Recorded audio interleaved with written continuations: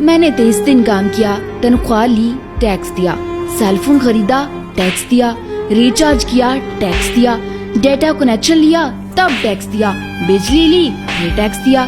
گھر لیا، ٹیکس دیا، ٹی وی فریج لیے، ٹیکس دیا، کار لی، ٹیکس دیا، پیٹرول لیا، پھر ٹیکس دیا، سروس کروائی تو ٹیکس دیا، روڈ پر چلی پھر ٹیکس دیا، ٹول پلازے پر دوبارہ ٹیکس دیا، لائسنس بنوایا، ٹیکس دیا، غلطی کی تو ٹیکس دیا، ریسٹورینٹ میں کھانا کھایا تو ٹیکس دیا، پارکنگ پر ٹیکس دیا، پانی لیا اس پر ٹیکس دیا، راشن خریدا اس پر بھی ٹیکس دیا، کپڑے جوتے کتابیں لی ان پر بھی ٹیکس دیا، ٹوائلٹ گئی اس پر بھی ٹیکس دیا، دوائی لی تو بھی ٹیکس دیا، گیس لی ٹیکس دیا، سینکڑوں اور چیزیں لی اور پھر ٹیکس دیا،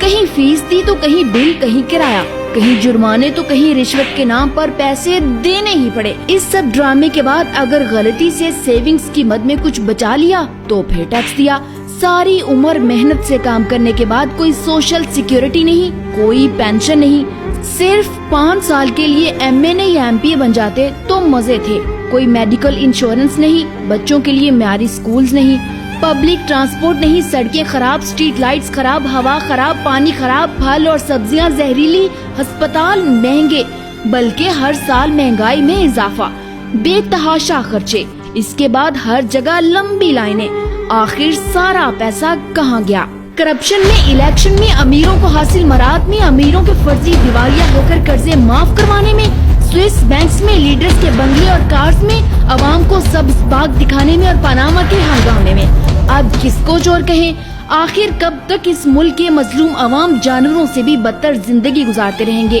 میں جتنا وطن عزیز اور اس کی غریب عوام کے استحصال کے متعلق سوچتی ہوں تو خون کے آنسو روتی ہوں، مگر اب وقت آ چکا کہ کسی شخص واحد کی اندھی محبت اور تقلید کے بجائے اس پیارے ملک اور اس کی غریب عوام کے بارے میں سوچا جائے۔ پلیز اس ویڈیو کو شیئر کر کے ملک کے ایک ایک فرد تک پہنچائیں اور اس مشن میں اپنا حصہ ڈالیں۔ شکریہ۔ پاکستان زندہ باد، غریب پاکستانی عوام پائندہ باد۔